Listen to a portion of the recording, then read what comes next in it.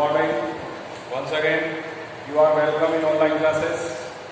पिछले कुछ दिनों से हमारी परामर्श क्लास चल रही थी 21 सितंबर से, but some official orders of education department we have to suspend them.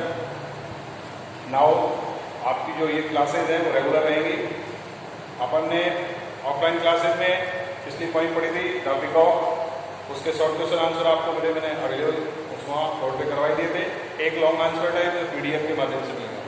आज हम पढ़ने जा रहे हैं सेकंड पॉइंट और the greatest dramatist playwright William Shakespeare.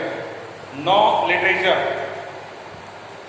Of his time and before his time, इससे समय से पहले और उसके बाद वाला आफ्टर हिज टाइम पैरेलल, उसका मुकाबला नहीं कर सका विलियम शेक्सपियर का. The prince of sonnet. अब बात आ रही है वही सोनेट की, क्योंकि मैंने सबसे पहले लिटरेचर स्टूडेंट को आई एक्सप्लेन द सोनेट, क्योंकि पढ़ाते समय मैंने बताता कि सोनेट को आप समझ में नहीं आता. A 14 lines point called the sonnet.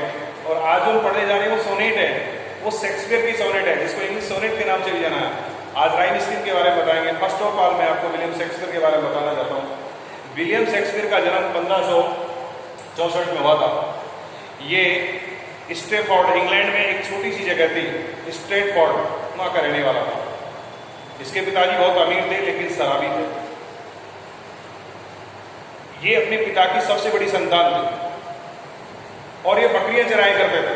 आप कल्पना नहीं कर सकते जिसने पूरे वर्ल्ड के अंदर अपना इंग्लिश में ताज पहना दिया, जिस बालक के बारे में बता रहा. पढ़ने में बहुत शुरू में बहुत कमजोर थे.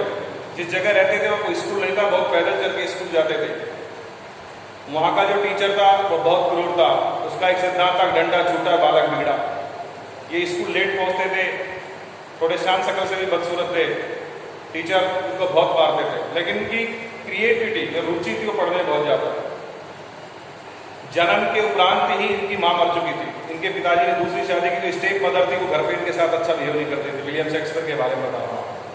कितने स्ट्रगल के इन इस चाइल्डहुड. उसके बाद इसने अपनी पढ़ाई को जारी रखा.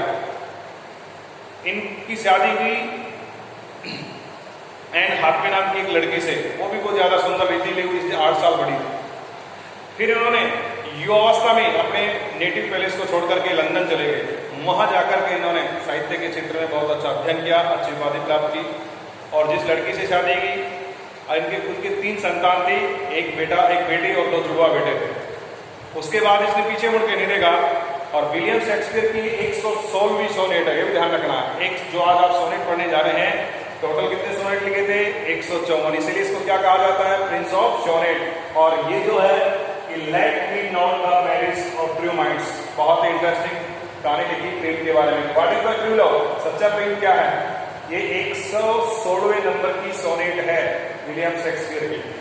और ये 1616 में एक्सपायर हो गई, 52 साल की उम्र में. लेकिन उससे पहले इन्होंने इतिहास रच दिया. जूनियर सीनियर लिटरेचर के अंदर ऑन शेक्सपियर में पोएम लिखी है जॉन मिल्टन ने. फिर मरने के बाद शेक्सपियर को किसी पिरामिड की आवश्यकता नहीं है. उसने तो अपने जो लिटरेरी वर्क्स किया है उसके लिए जाना जाता है. नाउ इस पूरी कविता में जो आपकी जूनियर की कविता है, इसमें उसने कहा कि what is the true love. वो कहता है कि सच्चा जो प्रेम है वो विवाह में बाधा नहीं है. लेट मी, ये नोट अलग शब्द है, the marriage of true minds. True mind कहता है ट्रू लवर. सच्चे प्रेमियों के लिए विवाह कोई बाधा नहीं है. वो उसने ये जो पोएम लिखी है वो लव पोएम है. और अधिकांश जो सोनेट होती है उन the theme of the sonnet is love. ये इसने एक लड़के को, एक युवा को संबोधित करके लिखा है. वो इसका पैटर्न का संदर्शक था. किसका? शेक्सपियर का. शेक्सपियर उसको बहुत ज्यादा प्रेम करता था और वो जो लड़का था वो किसी लड़की से प्रेम करता था. इसलिए शेक्सपियर उससे कहता था तुझे उससे सच्चा प्रेम करना है.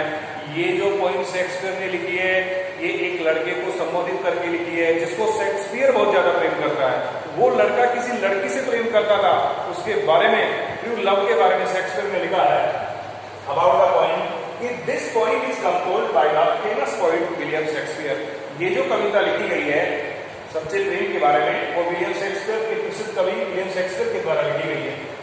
In this poem he describes, वो वर्णन करता है अबाउट द ट्रू लव, सच्चे प्रेम के बारे में. कौन? Shakespeare. What is the true love? सच्चा प्रेम क्या है? True love and glorify him. और इसका महिमा मंडन करता है. ग्लोरीफाई होता है किसी चीज के बारे में गुणगान करना, महिमा करना. क्या कहता है कि द पोइट कहता है कि द लव दैट चेंज, बहुत अच्छा, कवि कहता है वो प्यार ही क्या जो बदल जाता है, that change is not true love, वो प्रेम सच्चा प्रेम नहीं है जो समय काल देश परिस्थिति के अनुसार बदल जाए। सच्चे प्रेमी कभी बदलते नहीं है, सच्चा प्यार कभी बदलता नहीं है, उस पर कोई समय का प्रभाव नहीं होता है। There is no duality in the true loves, दो सच्चे प्रेम करने वाले व्यक्तियों की पर्सनैलिटी में दोहरापन नहीं होना चाहिए। Duality, love is beyond, beyond होता है परे, beyond the control of the time, प्यार सच्चा प्रेम जो है वो समय की सीमा से परे, यानी समय का ऊपर कोई प्रभाव नहीं पड़ता है, समय उसको अपने साथ समाप्त नहीं कर सकता, समय उसके रूप रंग आकार को नहीं कर सकता। True love is ever lasting, सच्चा जो प्रेम है वो एवर लास्टिंग है, हमेशा बना रहता है। फिजिकली ब्यूटी, शारीरिक जो सौंदर्यता होती है मनुष्य की वो जवानी से बुढ़ापे की ओर अग्रसर हो सकते हैं हम, लेकिन फिजिकली ब्यूटी इज फेड्स, वो फीकी पड़ जाती है विद पासिंग टाइम्स। कभी कहता है कि समय के साथ एक व्यक्ति जब एक इन्फेंट होता है, फिर वो किशोरावस्था में आता है, बाल्यावस्था से किशोरावस्था, किशोर युवावस्था में आता है, वृद्धावस्था में, यानी समय के अनुसार व्यक्ति की शारीरिक सौंदर्यता तो फीकी पड़ सकती है, बट लव रिमेन्स अनचेंजेबल, लेकिन एक सच्चा जो प्रेम है वो अपरिवर्तनशील है, वो कभी बदलता नहीं है। The poet said that true love is like polestar, बहुत गजब निकल करेंगे कि पॉलिस्टार के बारे में आपको बताना चाहूंगा कि यहाँ कवि ने मेटाफर, ये अलंकार है फिगर ऑफ स्पीच, जब हम किसी चीज का किसी के साथ कंपैरिजन करते हैं विदाउट एज लाइक्स ऐसे शब्दों के, कवि ने सच्चे प्रेम की तुलना किससे की है, पॉलिस्टार, और पॉलिस्टार का अर्थ है बेटे ध्रुव तारा, जो उत्तर दिशा में फिक्स है, जिससे जहाज अपनी दिशा को निर्धारित करते हैं। पोल स्टार, या पोल स्टार कौन है, ध्रुव तारा, विच द राइट पर्सन, जो लोगों को सच्चा राह दिखाता, विच सो, एक शब्द है, विच सो द राइट पर्सन, जिस प्रकार समुद्र के तूफान आने पर जो नौकाएं अपना रास्ते से भटक जाती हैं, लेकिन उस पोल स्टार को देख करके वो अंदाजा लगा लेते हैं, क्योंकि pole star is ever fixed, ये आपकी कोई में लाइन है कि ध्रुव तारा हमेशा उत्तर दिशा की ओर होता है, तब नाव अपनी दिशा का संचालन करते हैं नाविक, क्योंकि हम कौन सी दिशा में जाना चाहते हैं वो भी किसको देखकर करते हैं, पोल स्टार, क्योंकि पोल स्टार है वो स्टेबल है, उसकी दिशा नहीं बदलती है, उसके प्रकाश में कोई कमी नहीं पड़ती है, इसलिए यहाँ कमी नहीं। तो ट्रू लव की तुलना किससे की बेटे, पोल स्टार, पोल स्टार करता है ध्रुव तारा, वो कहाँ होता है, उत्तर दिशा में एवर फिक्स्ड होता है, उसको देख करके एक नाविक भी, जब एक समुद्री मार्ग से चलने वाला नाविक जब अपने पथ से विमुख हो जाता है तूफानों के कारण, लहरों की धाराओं के कारण, तो वो पोल स्टार ही उसको सही दिशा दिखाता है। यहाँ कवि ने कहा कि मानव जीवन तो परिवर्तनशील है, इसमें उतार चढ़ाव आते रहते हैं, ये परिवर्तनशील है, इसमें बुराइयां भी हो सकती है, इसमें अच्छाई भी हो सकती है, लेकिन कवि कहता है जो सच्चे प्रेमी होते हैं उन पर समय का कोई प्रभाव नहीं होता है, सच्चा प्रेम अनचेंजेबल है, क्योंकि इसकी तुलना किससे की है, पोल स्टार से। Which right pattern? People remember true love for ages. कभी कहता है सच्चे प्रेम को तो लोग युगों युगों तक याद करते हैं, और हम भी कर रहे हैं, उनका बेस्ट एग्जांपल दिया है। People remember the true love for ages. For example, कभी कहता है क्या कि राधा कृष्ण, भगवान कृष्ण ने राधा से प्रेम किया, राधा ने भगवान कृष्ण से प्रेम किया, आज तक हम उनके प्रेम के बारे में जानते हैं। उसके बाद हीर रांझा, नाम सुना होगा, अच्छी मूवी भी है हीर रांझा, और फिर दूसरे प्रेमी जो तीसरी हुई रोमियो एंड जूलियट। आज संसार में इनको मरने के बाद भी लोग इनको सच्चे प्रेमी और प्रेमिका के रूप में याद करते हैं, Radha Krishna, Heer Ranjha, Romeo and Juliet, ये फर्स्ट ईयर में पढ़ेंगे आप। रोमियो एंड जूलियट नामक का ड्रामा लिखा है इसी शेक्सपियर ने, रोमियो और जूलियट पर, लेकिन यहाँ उदाहरण दे रहा हूं मैं कि Radha Krishna, Heer Ranjha, Romeo Juliet were true lover, ये सच्चे प्रेमी और प्रेमिका थे। Time could not effect Radha Krishna पर, हीर रांझा पर, रोमियो जूलियट पर समय का कोई प्रभाव नहीं पड़ा। इफेक्ट की तरह इसका होता है अप्रभावी रहा। लव इज माइटर, इसमें एक चीज निकल के आती है, हेंस इसलिए love is mightier than time, सच्चा जो प्रेम है वो समय से ज्यादा ताकतवर है।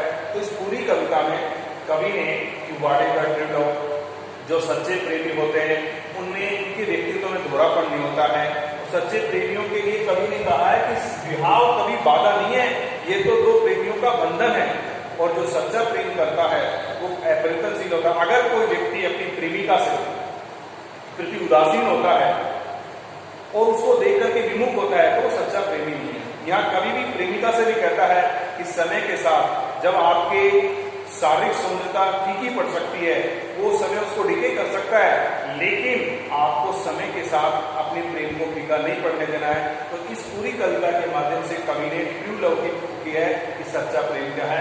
ये तो अबाउट द पॉइंट के बारे में है। इस पूरी कविता में आपकी मेन थीम क्या है? ट्रू लव, सच्चा प्रेम क्या है। ठीक है।